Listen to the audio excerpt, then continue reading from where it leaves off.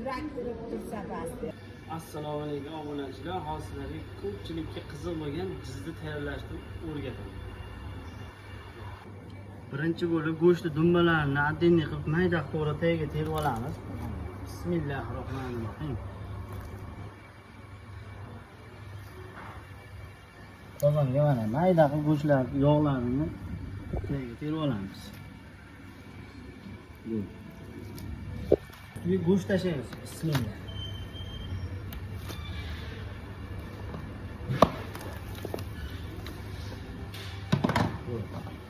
Yana üstüge zira sepamiz.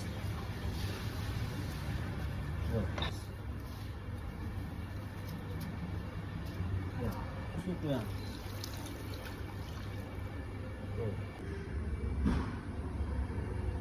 Bismillah.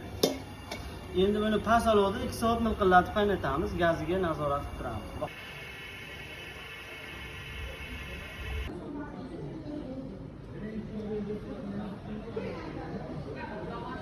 To'g'ri bo'ladimi?